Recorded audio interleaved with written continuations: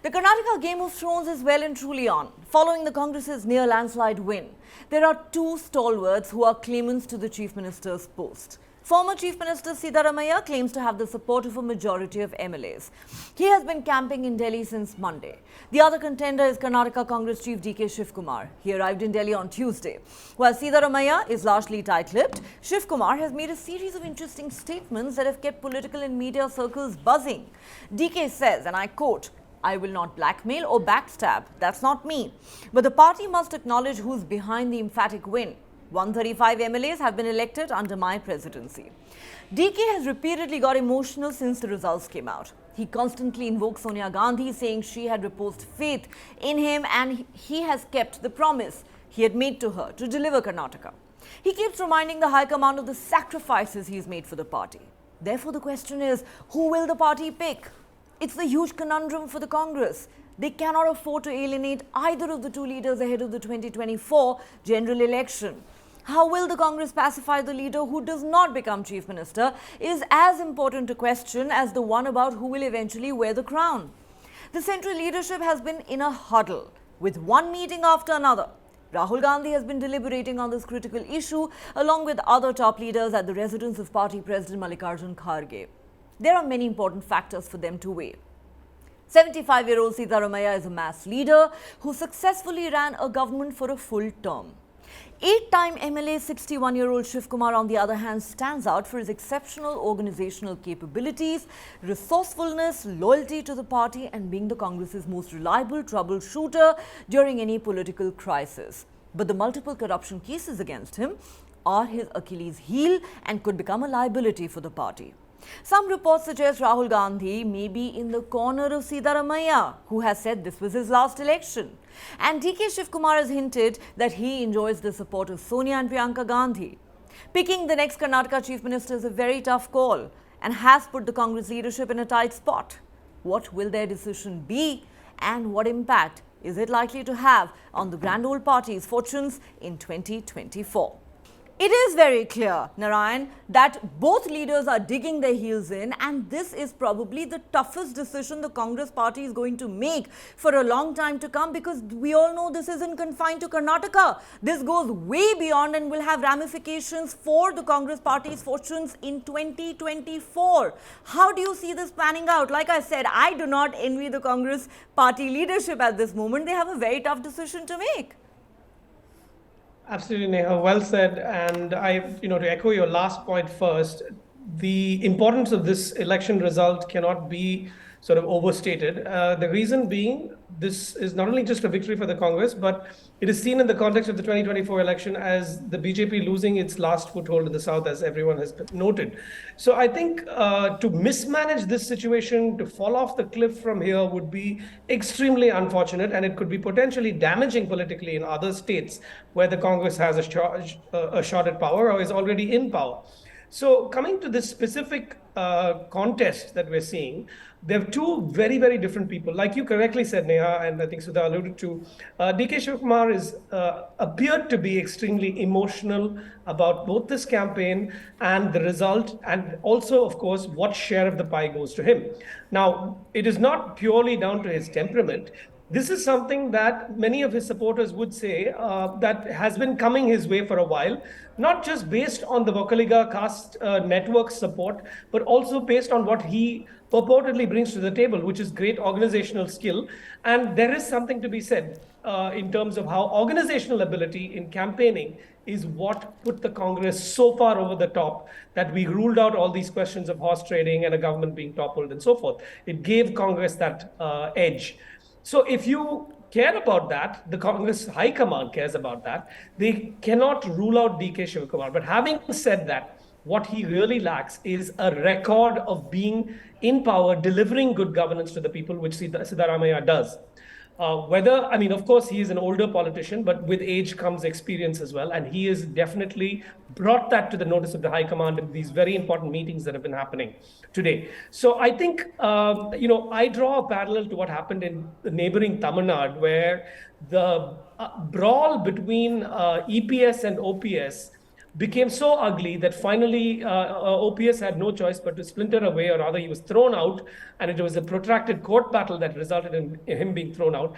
One would really hope that DK Shivakumar, even if he's against a rotational formula, preserves enough sense of the long term political future of the party and of his own career to understand that he has to hold firm, fight for whatever he can get, but not completely let the structure around him collapse because he wants to establish his name as an individual leader. And again, the difference, one last point I'd make with vis-a-vis Tamil Nadu, is that there is a high command here. There was no real high command in Tamil Nadu. This was a clash of the absolute titans in Tamil Nadu. But here, there is a high command, and the high command can help to keep a measure of peace, to dampen the absolutely otherwise damaging conflict that you can see between these two leaders in the days ahead. The biggest question is, Roja Kandath, what should the High Command do given that they can not afford to alienate either of the two leaders ahead of 2024? Yeah, Neha, I think, this question of having excess leadership is quite common these days. Even in the just announced ICC exams, you have 9 students who have got the first rank. So, you cannot quote old stories and say how, we had a single leader party. That's not possible now because everywhere you have excess of choice available. In fact, one of the reasons why the BJP did not do well in Karnataka itself is because they did not project a very strong leader. And if Basavaraj Bommai was their leader, he was not perceived as a strong leader. Unfortunately, the Congress won the elections under 2 extremely strong people, both DK Shivakumar and Siddaramaiah. On the ground, from what I see, Siddaramaiah is extremely popular for whatever reasons, maybe his charisma, his caste equation. But personally, not as a journalist, I think a chance should be given to DK Shivakumar for different reasons. First, Siddaramaiah has had an experience in leadership, including in the 2004 coalition government under Dharam Singh. He was the deputy chief. He's had several experiences.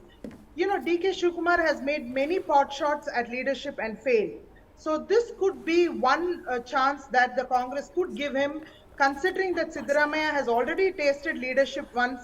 And, DKS actually, from what we study on the election turf, has done a lot of hard work, and he's had many negative points against him, including cases. He's come out of all that. He's come out of a jail term, and he's really worked on the ground. He has a lead of over 1 lakh votes in his constituency, which should speak for itself. So speaking from my point of view, I think DK should be given a chance.